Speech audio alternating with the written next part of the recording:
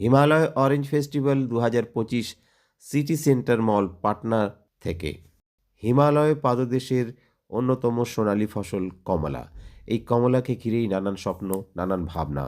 কমলাকে ঘিরে প্রথম আয়োজিত হল বিহারের রাজধানী পাটনায় স্থানীয় সিটি সেন্টার মলে আয়োজিত এই অরেঞ্জ ফেস্টিভ্যাল এবার নতুন মাত্রা এনে দিয়েছিল বিভিন্নভাবে, যেখানে প্রতিবেশী নেপাল, ভুটান ছাড়াও ছিল সিকিম, অরুণাচল, নাগাল্যান্ড থেকে আরম্ভ করে হিমাচল, উত্তরাখণ্ড, বিহার, ঝাড়খণ্ড, বিভিন্ন প্রদেশের ভাবনা চিন্তা মানুষ।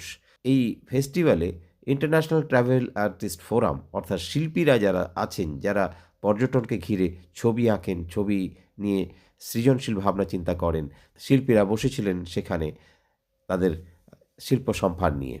কি তাদের বৈচিত্র্য, কি তাদের বৈশিষ্ট্য, কি তারা বলছেন, কি তাদের ভাবনা, আমরা চলতে চলতে পেয়ে গিয়েছিলাম শিটেন শেরপা, এই ইন্টারন্যাশনাল ট্রাভেল আর্টিস্ট ফোরামের অন্যতম কর্ণধার, যিনি বিভিন্ন ধরনের শিল্প পরীক্ষা নিরীক্ষা ছবি আঁকার মাধ্যমে করে তুলেছেন এবং ভারত নেপাল যে সম্পর্ক সেটাকে সমৃদ্ধ করেছেন।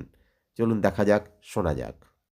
ইন্টারন্যাশনাল ট্রাভেল আর্টিস্ট ফোরাম তারাও এসেছিল এই পাটনায় আয়োজিত হিমালয় অরেঞ্জ ফেস্টিভ্যালে।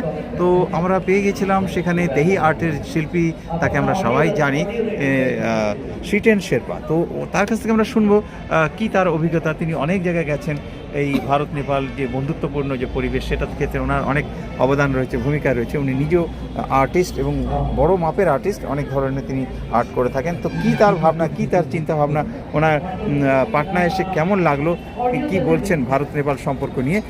बिल्कुल, ये हम लोगों का ये जो 7th एडिशन चल रहा है हिमालयन ऑरेंज टूरिज्म फेस्टिवल का, इसमें हम लोग 3 बरस पहले से 3 एडिशन पहले से हम लोग जुड़े हुए हैं।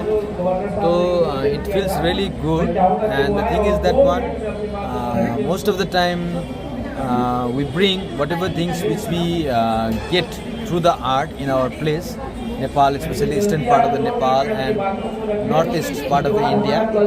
So it's very lovely to find a new people. So the 2 years which we have already passed long back, it was in the Kolkata itself. So it was very, very friendly term with the Bengali people over there, and because they were quite related to our Himali Nepali people, the Darjeeling people, along with us. And this is the first time in Patna, and we are having a very good experience along with the people living of the Bihar. So our intention is to serve the artistic essence of eastern part of the Nepal, the community thing, whatever the different cultural aspects and rituals, we get it over here. So it's really beautiful to be the part of here, and we are having a new experience of this 7th edition of the Himalayan Orange Tourist Festival. Thank you.